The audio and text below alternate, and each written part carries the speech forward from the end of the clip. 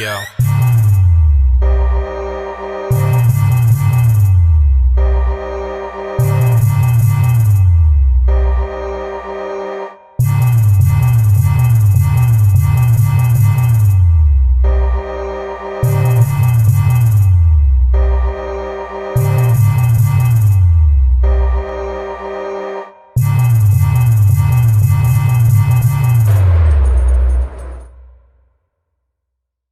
What's happening, y'all? Welcome to the Martymar show. I'm excited for this episode tonight. Got a good brother of mine that I'm going to introduce shortly. Tonight we're going to be talking about an important topic. With us being out in COVID for almost 2 years, we've returned back to school, or at least our students, in the elementary, middle, high school, as well as college, right, or even adults. We've all returned back to the school setting.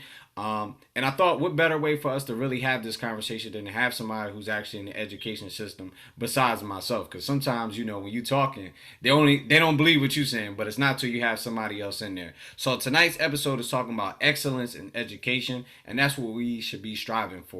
So at this time, I'm going to introduce to you a good friend of mine as well as my frat brother, Daven Ogelsby. What's going on, bruh? What's going on, frat? Ow, ow, man. I'm happy to have him on, y'all. He's dope. So before we get into the interview, about yourself, go ahead. Got you. As Frat said, I'm Daven Ogelsby. I am currently in Nashville, Tennessee. I work as an elementary special education teacher.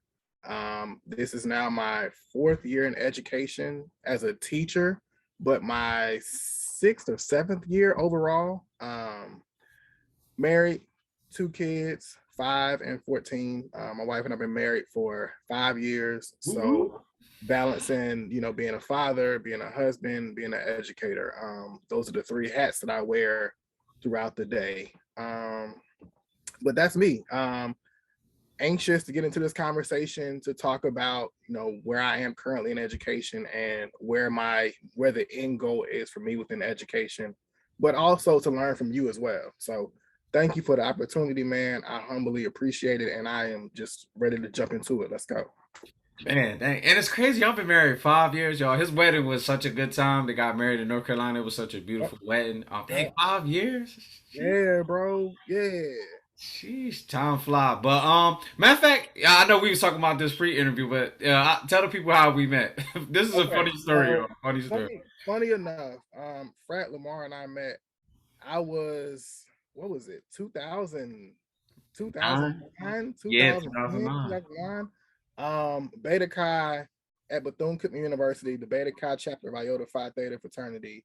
We were having our 15th anniversary. I don't actually know how you found out about it, but Frat comes all the way from Delaware, all the way down to Florida. And I'm like, being a new Iota, I'm like, yo, that's love. If that's what they on, this is definitely the frat for me. If like that's the kind of stuff that they're on. Because I don't know how long it is from Delaware to Florida, but I'm like, bro came all the way down here to kick it with us.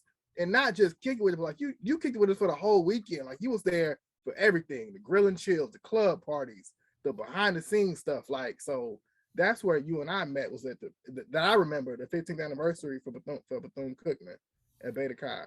And bro, you know what's funny about it? So, all right, me being in Neo, cause you cross what spring or Follow eight. now, right?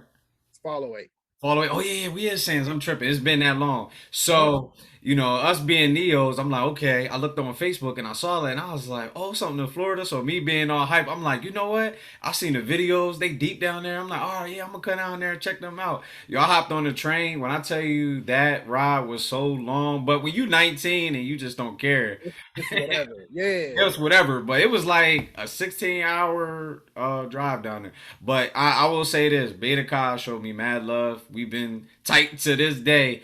Yep. He looked out, y'all. He let me. He gave me a place to stay. We was mobbing. I almost went to Bethune cooking food around with him. Man, it was a good time. That's why I was like, dang, me and bro really been knowing each other for a while now. That's crazy.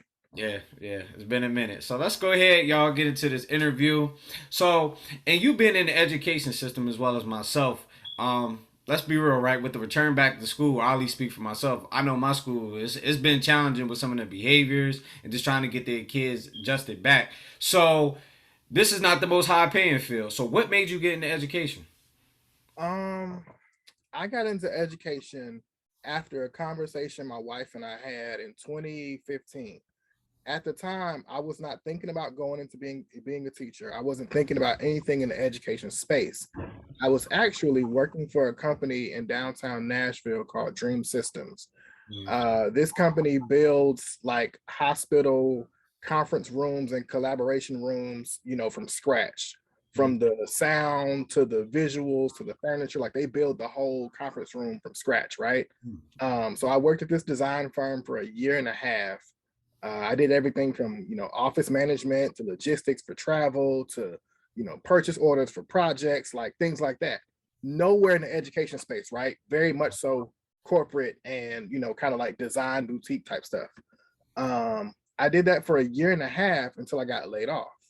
Mm. At the time, my wife and I had just gotten married that July. I want to say I got laid off around August. So yeah, Wow. but this part fits the story because you got to really know who you marry, right? Like you got to really know who's in your corner. Mm. And I'm working, I'm part time at Best Buy at the time, so I had something to kind of supplement some income somewhere. Yeah. And I settled down and I was like, look, um, I just got laid off. I'm not really sure what the next move is, but I know that I got to figure something out because I don't want to just sit in the house and not work, not provide things like that. Man, we really sat down and had a real conversation. She said, "Why don't you try substitute teaching?" Mm. I'm like, oh no, I don't think I got the patience for it. That's not my lane. I'm okay. I'll try something different. She said, no, I think you should really try that because that'll give you time, during the day when you're not working to figure it out, right? Um, so I did that. I said, okay, let me try substitute teaching. I was a sub for a year, an entire school year. And bruh, when I tell you I absolutely loved it, I loved it. Like Mm. being a black male, one in education, Mm. and two, I worked in primarily elementary schools at the time. Mm. It was a different feeling because automatically, just because of who I was, I got that respect from students, from Mm. other faculty members, thanking me for coming into the building, and just asking me for, different sub jobs. I did that for a year. And then I took a job as a paraprofessional because somebody I was subbing for at the time, he said, if you really want to become an educator and you want to get your foot in the door within education, become a parapro. And what a parapro is, for those who aren't familiar with it, is a classroom assistant in a special education setting. So I got a chance to see not only the special education side, but also the gen ed side when I had kids who had inclusion. So Mm. I got a bit of a chance to see both sides of the coin. I did that for a year and a half, and my principal at the end of my first year, she said, what is it that you want to do after this? Because I can tell, you're really dedicated to these students. You show up on time every day. You seem very energized. You want to be here, and it seems like you have a heart for this. What Mm. is it you want to do afterwards? And I said, just talking out loud, manifested it into the air. You know what I'm saying? I said, you know what? I really want to become a teacher. And I asked her, I said, what schools do you look for as a principal? She said, I'm gonna look at Trevecca, which is here in Nashville, and Lipscomb, which is also here in Nashville, Mm. both private universities. She said, because those are two very strong schools here in Nashville. I said, okay, cool. My wife and I go on a couples cruise, I want to say over the summer. She hits me back, via text message as we're coming back from the cruise. She says, Lipscomb University has a new partnership with MMPS.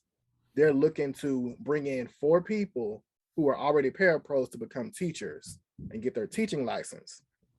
I hopped on it because that's Was the it open. free? It was that's what I'm gonna get to. Oh, my bad, my bad. So she sends me this text message, and I'm like, oh man, here's the lane, here's the open door, right? I want to become a teacher. Here's a school offering this fellowship for parapros to become teachers. Man, I think I had like a 2-week turnaround between when I got that text message and when I had to apply for this program because they're about to start, doing applications and whatnot. Yeah. Man, I hopped on it and I applied, thinking, okay, it's a 1 in a million shot that I'm gonna get in because they only taking 4 people. So it turns out I got an interview at the school for this fellowship. I get into the fellowship. That's a year and a half, 2 years. I finished out with a master's, and 2018, I'm on my way. Mm. So from 2015 to 2018 was me like preparing to become a teacher. So long story short, I got into the program. Yes, it was free. So Mm. I was able to get a free master's. Well, I mean, outside of like the cost of books, but like Yeah, it yeah. was a grant fellowship. So I got a master's degree in special education, paid for through a fellowship. Um, and that was my start of how I got into education, if that answers your question. So it was ordained. You know what I'm saying? Like it was laid out in front of me how I got into it. And that's an awesome story because it's crazy, right? You see, a lot of people, especially this generation, or just people, period, they never think about the work they do now, how it can impact later. Just imagine if you came to school with a bad attitude, you came late, just didn't put forth the effort you did. Your principal's watching you, and she's Always. seeing how you move, and it's like, nah, I'm good, I'll pass. But because you did what you just, y'all, this is a lesson for us. Just do what you're supposed to do, and your blessings will come. People gonna look out for you. Now Right. he got a master's is not cheap, and he got it for free. You know what I mean? So just that's a lesson for us. So I thank you for sharing that. That's a good story there, man. Keep me encouraged. Yeah. So with you being a teacher, right? Tell me a little bit about the population of students you work with now, and what is it like working with them? So the population of students I have now, I work as like I said, a special education teacher. I teach what's called modified curriculum here in Tennessee. So there are students who are, students who have disabilities who may be on the general education side. They're taking, general ed classes, getting grade level content, getting graded the same way, things like that. The students I teach are on a modified curriculum. So they're getting taught things that are not quite state standards, and they're being taught foundational basic skills based off of their IEP. So a lot of the students I have are trying to get to the level of gaining those general education skills and foundational pieces. So it takes my students a little bit longer to meet the same progress that you may see from typical school age elementary school students. So what is it like working with them? And oh, let me ask this question before you answer that. Disabilities, just to clarify, you mean learning disabilities or physical and learning? A lot of my students primarily are learning disabilities. Okay. Now there are schools here in Nashville that service students with physical disabilities as well. I just don't teach in that setting yet. So a lot of my students are dealing with learning disabilities. The majority of them this year have um, a few different learning disabilities that they're going through. So how you like working with them? Let's be real, because when most people hear special ed, they like, nah, I'm good. But you tell me, what's your experience like? My experience is one of patience, man. But at the same time, it's not only patience. I've had an understanding that this is urgent work because my students are showing up already behind, their peers significantly. So it's urgent in the sense that I have to do all I can to meet them where they are some days. So yes, when some people hear special education, they think behaviors, they think, students that aren't typical of what you might see in a school. But for me, I enjoy it because I'm able to, one, build a relationship, like I always say, build relationships first. I try to gain their trust in some kind of way, letting them know that I'm here for them, I care about them in whatever way I can. Because a lot of my students this year are nonverbal, so they can't always communicate back to me, right? So me as the teacher, knowing that they're nonverbal, I have to then tap into how they're feeling each day, tap into body language, nonverbal communication. So gaining their trust in that sense, then I can teach them the content, right? So I always say the first thing is build relationships. Second thing, gain their trust. Third, then you can teach the content. You can't teach the content without doing those two things first. Mm. And that's a good lesson. That's a lot of what that's really what I try to teach a lot of people that work in my school.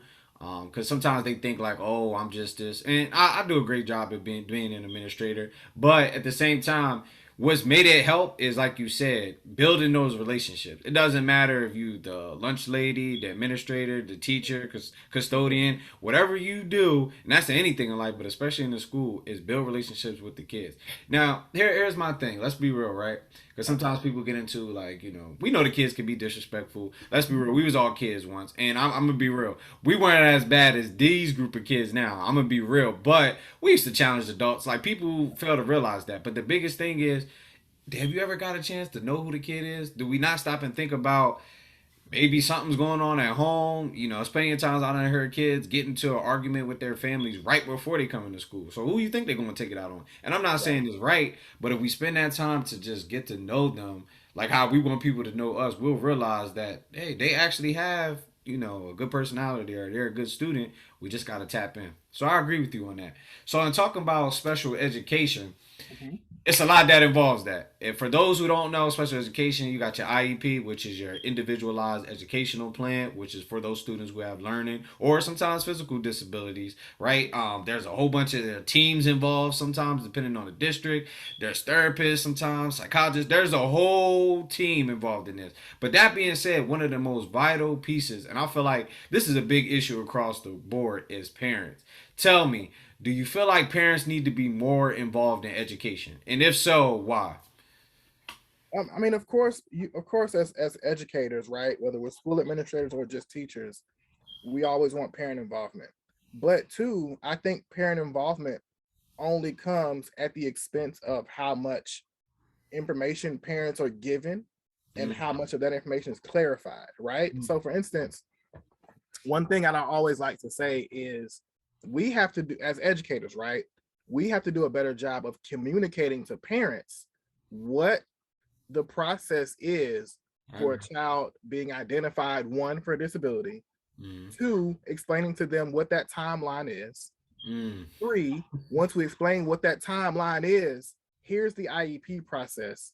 Here is what that means for your child and what that means for your child and your family, right? Like letting parents know you're going to be their first advocate. We can only do as a school what you want as the parent sign on the line and saying you're allowing us to do.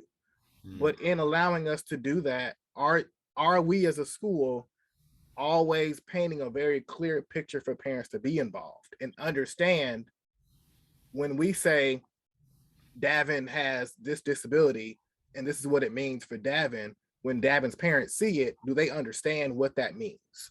mm. Are we doing a good job of explaining what that means to parents? That's always been my thing. So to answer that, should parents be involved? Yes, they should be involved. But I also think it should be a two-way street in how we as a school system communicate what's going on with children to parents. Mm. I definitely agree with you on that. I think sometimes as a school we do struggle, right? Because let's be real, some of our parents are not educated. And what I mean is maybe high school, but not, they don't have a master's degree in special education or whatever, so they're not going to understand all the terms. And even if they do understand the terms, I do agree that a lot of families sometimes don't think about the longevity of what's being diagnosed of your child. I'll be real. Sometimes a lot of the parents look at it like, oh, I'm gonna get this special ed check or whatever else. But sometimes they don't think about when you're rushing to get this IEP, it's hard to get out of it. And let's be real, Yeah, especially for our colored children, we're labeled as being, behavior children, children who don't want to learn, so on and so forth. I think we sometimes need to get parents to see, and I think we need to do a better job of communicating this. Slow down. Let's put some other measures and interventions in place before we rush to the IEP. Because right. it's just and get the context what I'm saying. It's just a piece of paper saying what we're going to do to make sure we help them. But let's do some other things before we put it on legal paper. You know what I mean? Because we Yeah. might be some things that you could do in the school as well as home to turn it around. But I don't know what you think. I mean, I agree with that. Behavior interventions, like I tell people, behavior interventions don't always have to be for a child with disability with a disability. Behavior interventions can be used for any child to exhibit a desired behavior that you want to see. For example, if you as a first grade teacher know that you don't want your kids just blurting out answers, right? But your child with a disability might always blurt out answers. You can say to the entire class, before we blurt out answers, we're going to raise our hand. We're going to wait to be called on. we're going to wait until our name is specifically called. Then we're going to tell us our answer. That's a strategy you can use for all students. You don't have to necessarily negate, you don't have to specify, okay, just for student A who has this IEP, this is his intervention. Interventions can be used for all students. And that's what I try to tell people a lot of times is what IEPs do is they level the playing field for all students, not just ones with disabilities, but for all students. Mm. And I like what you said about the interventions using it for the entire group, because that's another thing I feel like a lot of teachers struggle with. Is sometimes like, I got this difficult kid, I got this difficult kid, and I'm pretty sure you heard this. Like, don't focus just on that one kid or that one behavior. Like you said, make it generalized. It's not that you're not dealing with it, but you make it in a way where the kid doesn't feel like, oh, dang, he's singling me out again, or oh, I'm never going to get it right. No, I'm telling everybody this is the expectation. I'm saying the same thing, but now I'm saying differently. So where, like you said, it doesn't just point one kid out, make them feel like, Right. dang, because I have an issue or I struggle with this. Now I'm like, I'm looking at as like the kid who just don't know how to act. So I agree with you on that. So I thank you for sharing that. Let's talk a little bit about and you brought up about being a brown skinned brother being in the education system. And I'll share this with everybody that's watching.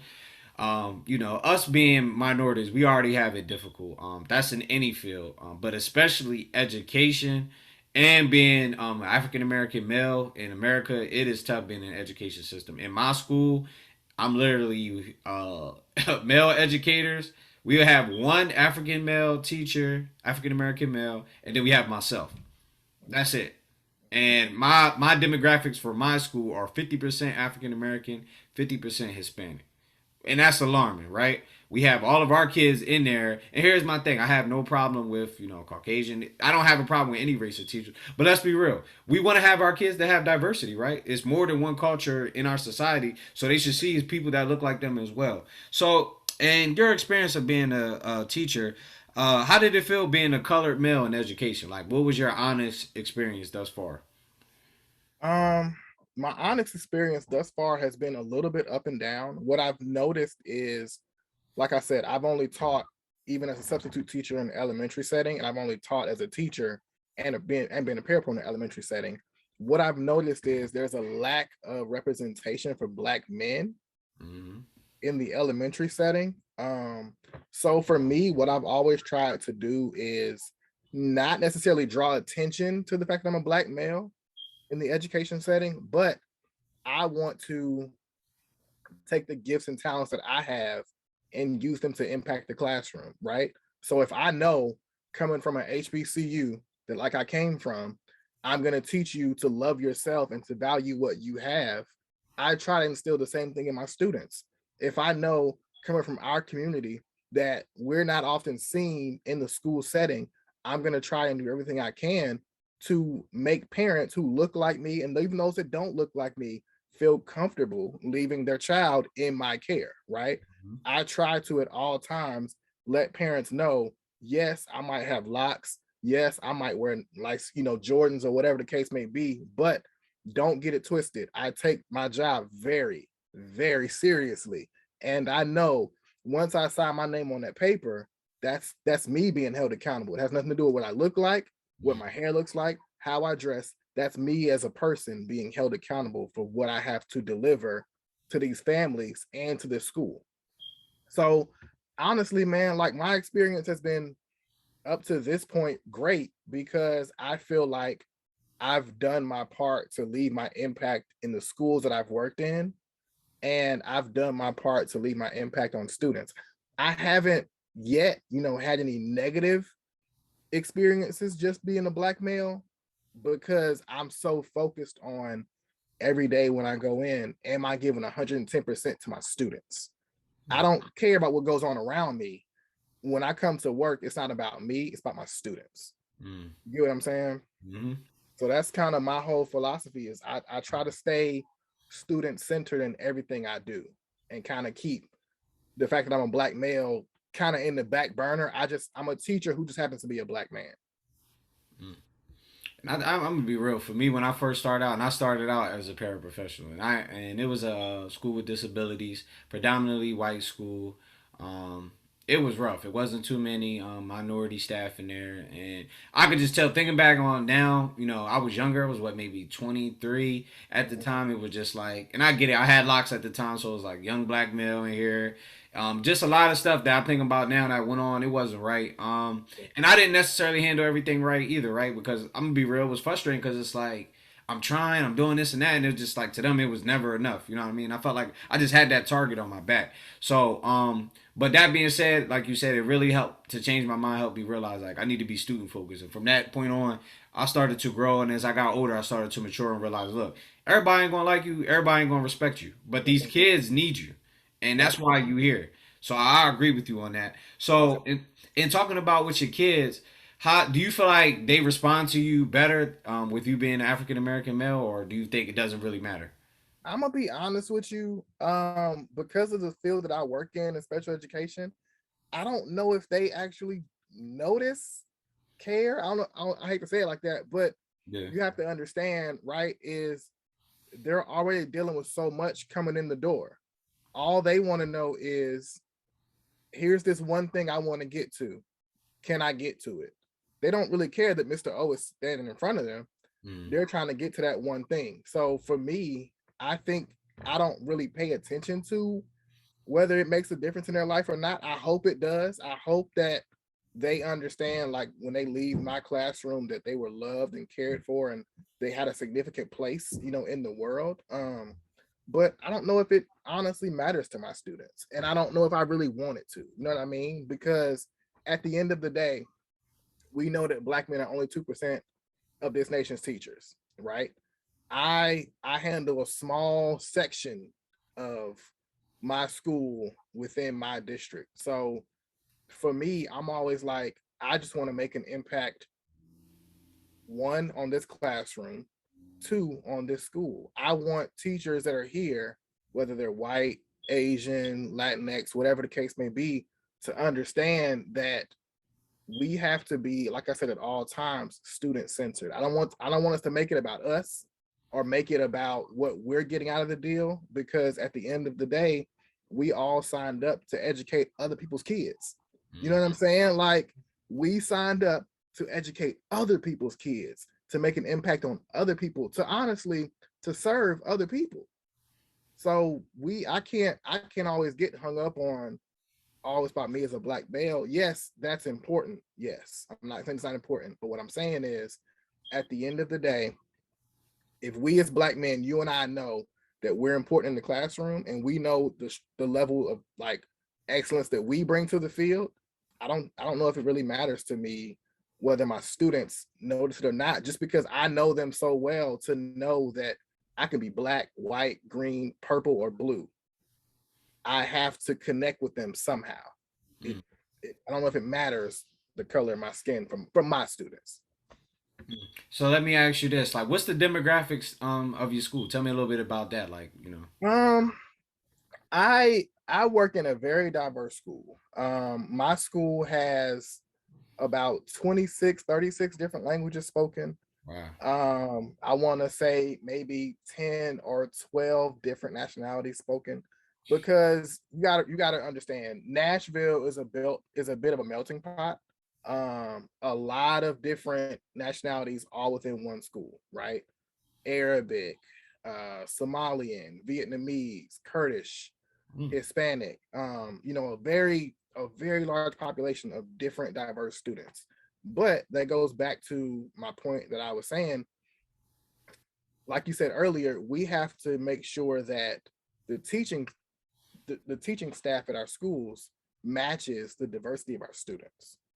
I'm really big on that piece, for real. Is, are we doing enough as a school, as a district, as a country, to make sure that our nation's teachers matches the level of diversity coming into our classrooms? And if we look at the makeup, just thinking about Tennessee, of like what our teachers looks like, we're Mm. not doing a good job. But at the same time, I think, and I'm hopeful, because there are organizations popping up, here and there, that are saying, okay, we know that we need black teachers. We know that we need diverse teachers. We know that we need male teachers. they're making an effort to start, pilot programs to get that teacher diversity to match the student body population. Yeah, and I agree with you on that too. Because it made me think about let's be real, in the how do I say this? In the hood, let's be real. In the hood, we complain about, oh, we ain't got no black teachers, people racist, da da da, so on and so forth, which is true. Mhm. Now, you just said we got a shortage in teachers. My question is to the listeners and people watching, what are we gonna do about it? My thing is, most of y'all, some of y'all complaining about y'all need jobs. Why don't you step up to the plate? And I'll say for myself, I'm not the type of person to complain. That's actually why I got into this, because honestly, I was like, we need more people like me to be in there, and like you to really be in there and have a voice. And that's why I'm in my pursuit for principalship. It's not honestly for the title, because a principal, and honestly, I have respect for principals, right? But it ain't like the most glamorous job in the world. It ain't got the most pay either. It's actually a lot of work. But I felt like I'm at the point now where it's like, okay, I've been doing this administrative thing for a while, but now I need a greater voice so I can have more impact. Because let's be real, principals have a lot of impact and say what goes on in the school. It could Yeah. possibly impact funding, staff positions, the way the school runs, the atmosphere itself. But if we don't have any voices in that or any type of pull, how can we make anything happen? Somebody has to do it, and that's Okay, the so part that bothers let's shift gear. Let's shift gears for a second, right? me. You know, you started out as a parapro, right? Mm-hmm. Or a substitute, and you said you started out as a parapro, and then you became a teacher. What made you decide I want to go from being a teacher to being an administrator? And then two, what is your current role in your school? So let me correct you. So here's the thing. I got this far in education and I'm not actually a teacher. Or I never been a teacher. So I started out as a paraprofessional, like I Okay. said, working with kids with special disabilities. From there, I kind of branched off. Now I have my master's in social work, right? Okay. So I kind of branched off. I worked in juvenile probation, detention center, a lot of family stuff, right? And all that stuff is still tied to education because those kids have to go somewhere to go to school, Yeah. right? So how I got to where I'm at now, my current title is called a climate manager. So my role is I'm pretty much the administrator over behavior for my school. And in Philly, what makes it a little bit more unique is that it's beyond just your typical dean. We have a lot of other responsibilities, almost similar to an assistant principal. And actually, my position, we are in the principals union. Just they made it clear, so we have a little bit more responsibility. But what was your other question? Well, I guess that answers part of it. Um, so you said you're in a principalship now? Yeah, I'm actually in Okay. school right now, getting my master's. Gotcha. So I'm currently, and I was saying that because I want to shift to, we were talking about, teaching as Black men. Let's now move into what school leadership as Mm. Black men looks like, because that's the track I'm really quickly starting to approach. So back up a little bit. I got my master's in special education 2019, right? I said, okay, I'm done with school. My wife is like, okay, we got the degree, we're good, we're set. Yeah. I get approached by the director of the Tennessee Educators for Color Alliance, Dr. Doris George, really good friend of mine. This organization is all about policy amongst educators of color, advocacy amongst educators of color, promoting leadership in schools amongst educators of color, right? And we're not just talking Black and brown, we're talking Hispanic, Asian American, like teachers of color, period. Mm. He says to me, Tennessee State University, along with a few other schools here in Tennessee, are offering another fellowship Mm. for educators who are, listen to me now, how God, like, Yeah. really, if you start just walking in the path that he made for you, it starts to really fall in line. He says to me, Tennessee State is in a grant program with the Department of Education here in Tennessee. Mm. They need people to apply to become school administrators through graduate programs. So what this means is, just like I was in school to become a teacher and get that license, I'm now in graduate school to get my school leadership license Mm-hmm. through the same type of grant and fellowship program, through a university. So I'm like, oh shoot, I haven't even really like sunk my teeth into being a teacher yet. I've only been teaching 4 years. Mm. Now I'm looking at becoming a school leader. what does that look like? Why do I want to do that? So that happened. And I'm now like one class away from getting that school leadership license. But now I got to put on a different hat because now I have to think about, okay, I know sort of what school looks like as from a teacher standpoint as a black man. What does school leadership look like as a black man? What sorts of things do I want others to know about what goes into that role? So now I'm not quite at the AP role yet. Mm, That's my goal, right? But what I have taken on is roles of like being on the school leadership team, so I can get a feel for right. and just start to have those conversations around what goes into funding for a school, what goes into teacher, recruitment for a school. Mm, How do we retain high quality teachers, right? Even down to like my assistant principal, who's a great guy, kind of breaking down for me as an educator what the rubric for evaluations looks like why he asked those questions, right? Like I'm that type of person now where like, yes, I'm teaching, but I'm starting to think like an administrator, like think about long term what decisions go into. So that's why I said I just wanted to ask you, like, what made you want to go into school administration? That's why I asked that. Um, like I said, for me, I think my biggest thing going into school administration, like I said before, was really to have that voice. I've always naturally, as I'm thinking about it now, just naturally, I've always been in leadership positions. Not trying to just because I want to be the leader. Like Yeah. when I was my chapter president. At my church, everything. I don't know, just naturally, that's just who I am. So it just became a natural thing. And I can honestly say it's really been a joy. Just to see some of the kids that I've impacted and worked with and see them move on. And you really get to know your kids, you get to know your staff. It's definitely busy. Um, but I take pride in being African American male in leadership. I really do, especially being young, because I've been doing my position since I was 27. Yeah. Which, and it's funny, in my district, school district of Philadelphia, it's almost like everybody who's in this position, there's like a clone or almost a stereotype. And what I mean is that mostly all of the climate managers, most of them, it's not all of them, they're all African American males. They're all older guys. Yeah. This true story. They mostly all have bald heads. Like it's almost like they look exactly alike. Now again, it's not everybody. But as one time I looked and I'm in a meeting on the Zoom, and I'm like, yo, Everybody looks the same, bro. everybody looks the same. Yeah. Everybody. Yeah. So anyway, but I say all that to say it's been an experience. And I think honestly the kids enjoy the fact how young I am. Meaning that, I come from a different perspective. I don't excuse anything that they do. I push them. But they also can enjoy the fact I'm like the young uncle or the big bro that, sometimes I gotta bust them upside the head. It's a, Come on, but come on.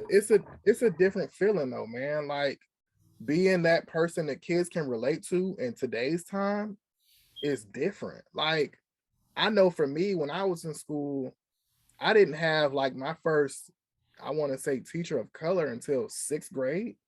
Sheesh. And I love her to death. She was a Hispanic lady out in Texas. But it wasn't until I want to say seventh or eighth grade that I remember having my first black male teacher. Mm, And now that I'm a teacher as well, what I'm realizing is these kids honestly just need somebody they can connect to and somebody they can relate to. And somebody that, like we said, looks like them, has some of the same experiences as they do, is able to see them as whole people. You know what I'm saying? Like a lot of times I get the sense that all teachers don't see our students, I'm talking black and brown students, as whole people. I feel like it comes across, and this is just how it seems to me, I'm just speaking for me, mm, it seems to me like they come across as behavior issues or unteachable or unreachable or a label or a diagnosis or an issue that I have to deal with, not mm, teach, not reach, not connect with, not build a relationship with, not learn, help, grow, cultivate, things like that, positive language. It almost comes across as like it's an issue for teachers to deal with. And that breaks my heart because I'm like, These kids are already going through a pandemic, Mm-hmm. broken homes, things that we probably as adults couldn't fathom having to go through and then come to school. You know what I'm saying? And they look at them like an issue that they have to deal with. It's just, I'm like, I can't always go for that. So I try to always, like I said earlier, just advocate not only for my students, but also connect with other teachers to help them understand that, hey, regardless of what you see on this IEP, this is a whole child who's capable, who has the potential. They just may take a few years to get what took your kiddos 2 days to master. You know what I'm saying? And that's something that, that's like a choice that people have to make, right? Either you want to have that compassion or that care, that mindset to really, think about what you're saying and how you interact with kids. But a lot of teachers don't have it. You know what I mean? And again, we have some great teachers out there. That's no shot to the teachers, but there are some teachers out there who just, what the kids say, collecting a check. You know what I mean? They just there for the summers off and all that other stuff. But then you And got some other people who are really there to help see them grow. And let's be real, we know as adults when people is faking. So the kids know, the they can kids tell. know who's And I really tell there. people all the time, don't think just because this child is nonverbal that they're not picking up on social cues, that they're not picking up on like your attitude towards them. Please, these kids have common sense. They can tell who really truly wants them around. I promise you they can. I've seen it with my own eyes. Yeah, I definitely have too. And they quick. The people who they know don't like them. Oh, they give them a You hard can tell. You can tell. They be like, nope, I'm gonna turn up today. time. All right, but let's go into a segment I like to do with most of my guests. It's called LOL, Laugh Out Loud Moment. So this is a segment in the show where my guests just get to kind of see a funny side of you. So if you can give us a laugh out loud moment or maybe something that happened in your school, it pertains to you. We definitely like to hear. So you got anything that's happened funny? Dang, this happened funny. So a couple years ago, I'm on a field trip. I'm a parapro. I'm on a field trip, and kids are gonna be kids. They're gonna be comfortable wherever they're at, right? Man, I'm on a field trip. We at this like outdoor YMCA camp, right? Mhm. They're jumping on this big moon bounce, and everybody's bouncing around. They chilling. The student I'm with takes his pants off, and he in it, and he just bouncing, bouncing, and I'm like, oh shoot.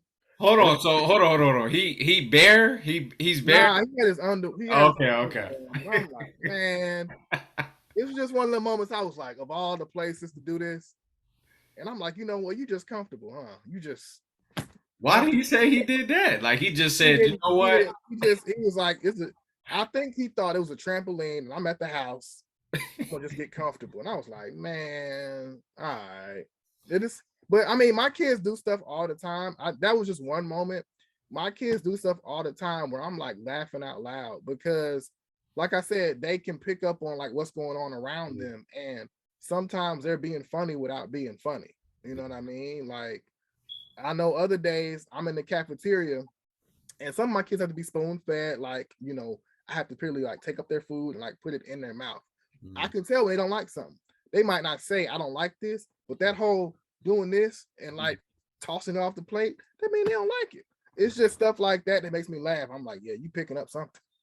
Dang, that's crazy. So hold on. What was the other kid's response when he saw that They happen? didn't Oh, really notice it. I think I was because I'm a parapro. I'm always thinking like, this the yeah. one kid I'm with for this field trip. I got to make sure he's safe. He's good.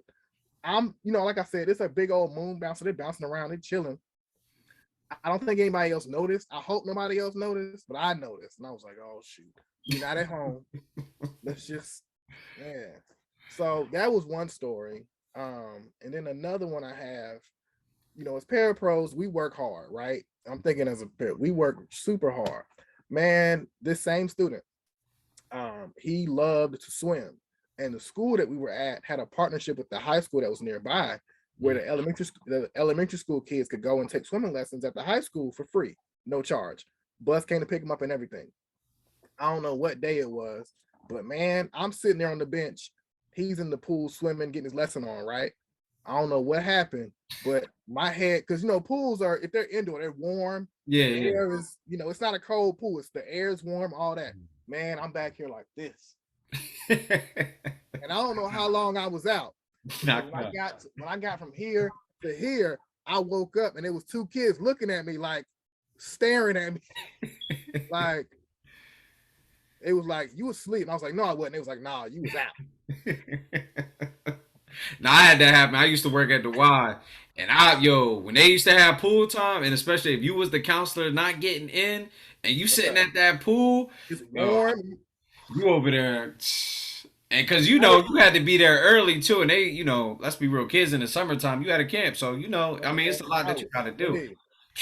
Listen, I be, Mister, I'm like, they were like, no, you was out. I saw you. I wasn't asleep. Look, if they watching, they like, oh, you was right at me, bro. They was like this. I was like, oh man, I'm sorry. Nothing happened to him. He was, Well, thank God for that, because they definitely would have snitched on you. Listen, Mr. O had to get a couple Z's that day. I'm sorry. All right, but let's get into our last question of the interview, and this has been dope conversation. This is a real transparent conversation, and I know a lot of people ask me this sometimes, like, about what I do, and one of the questions that they ask is, and they say like, the kids are disrespectful, they this, they that, they don't want to learn, da da da da da. But the question that they ask me is, what makes you keep coming back? So I'm gonna ask you that question. It's the last question I'm gonna ask you. What makes you keep coming back to work? I honestly keep coming back, man, because at the end of the day, these kids need me. Not just me as a person, but like I have this sense and this like, this thing inside of me that says these kids need me specifically. You know what I'm saying? Like these kids need whatever patience, whatever love, whatever intellect that I have for whatever moment this is in their life. Because if they didn't need me, God would have had me doing something completely different. Mm-hmm. You know what I'm saying? Like I really truly feel like that. So the honesty, like the honest thing behind why I keep coming back is I feel like this is the place, this is the career, this is the path, this is the whatever that God has me on, not for me, right? But for somebody else's child. Like I'm supposed to be doing this, not for me, but for somebody else. Because at the end of the day, we talked a lot earlier about our experiences in school, right? Like I was an okay student, I was all right, but I didn't honestly love going to school until I was an adult, until 2017 and whenever that was, that I got a call saying, hey, you're going back to school. That was when I began to take school seriously, because I at that point was invested in what I was doing. I could see the end goal behind it. So for me, I come back for the kids. I come back for that small glimpse of hope. Like, I saw the progress you made last year and where you were, and now I see where you are this year, and it's light years beyond where I thought you might be. And I played some small part in that. And I just kind of want to see those rocks keep piling up, right? I want to see that progress keep going. I want to see, and a friend of mine said it, and it really stuck with me. She put it on the card. She said, thank you for finding the potential and the promise in every student. And it really stuck with me, because I feel like that's truly why I keep coming back, is I want to find that one small thing in every student I work with that says, okay, hold on to this and take it with you. You know what I'm saying? So that's why I keep coming back, man. It's something in me that says these kids need me. So whatever I can do in that moment, whether it's in the classroom or whether it's, talking to their family, just to reassure families, right, that your child's going to be okay. The school has your back. I have your back. We're going to get through this together. Because let's be honest, I'm a parent, but I'm not a parent of a child with disabilities. I'm a parent, but I'm not a parent of a child with health impairments. I'm a parent, but I'm not a parent of a child with behavior issues. So for me, a lot of times I come back just to reassure families that it's gonna be okay. Today is today, but we're gonna get to tomorrow and the next day and the next day and the next day. Because I mean, the truth of the matter is a lot of these parents are scared, right? A lot Mhm. of them are worried, a lot of them are frustrated, a lot of them don't know what the outcome is gonna be. So all I can do is show as much grace and compassion and empathy and love and all of those things to families every day that show up. It's not for the paycheck, it's not for the accolades, even though those are great. I don't I'm not doing it for the awards and the accolades and whatnot. I'm honestly doing this for students and for families. Mm. And I definitely want to say I thank you for all the work that you do, man. We need more Bro, people like you, bro. So I salute. definitely Same to appreciate you, bro. Cause everything that you're doing, man, because it's much needed, man. It's much needed. salute, Wait, you bro. was gonna say something? Nah, I was gonna say same to you because I can't, I only see it from the teaching side. I don't know what the behavior side looks like. So salute to you because I can imagine. I don't know if you work in an elementary, middle school, or high school, but Middle school. got you. See, I Yeah. bruh, Yep. Yep. Yep. bruh, Yep. I can't do what you do. People ask me that all the time. Why don't you go into middle school? Why don't you go into high school? Mm-mm. Yeah, I've worked in all grade levels. To be honest with you, I did like high school, but I definitely like the middle school age because they're kind of that in between. Mm-hmm. They definitely rough, but they in that in between. But Yeah. I mean, I like working with all, but definitely like middle school is my favorite. I enjoy working with them. Yeah. Um, so at this time, bro, I want to say first of all, it was an honor to have you on. Bro, thank you for having me, man. We're gonna have to do this again, bro. Oh, no problem. You always welcome to be back on the Martymar show, Got man. We like you. family, Got you. y'all. We literally called each other brothers, man, because we got the same mindset, man. And this is how it should be. When you connect with somebody, you always show love. Davin has always showed me love, no matter where we are. So I appreciate that. Appreciate you for joining. Um, Always, man. before we close out, how can my followers follow you? What else? Do you have anything coming up? Come on, give us any last Um, final I things. don't have anything coming up. You can follow me on Facebook, Daven Ogelsby Senior.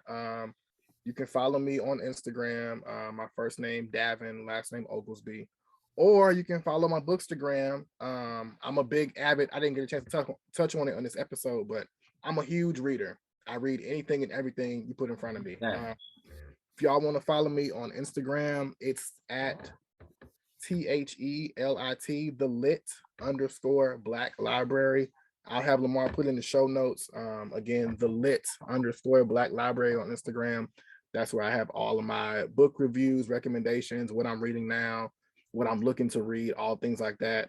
Because beyond being an educator, I always want to foster a love of literacy amongst Black people. Because let's be honest, not too many of us are going to literally, some of us e-read books, we might look at books on a Kindle or audio book or whatever the case is, but like not many of us are known for I'm gonna pick up an actual book and read it, right? So I That's try to all. always get my folks around me reading, even if it's like, a book, I don't know, whatever it is, just read something. So that's always been my thing, man.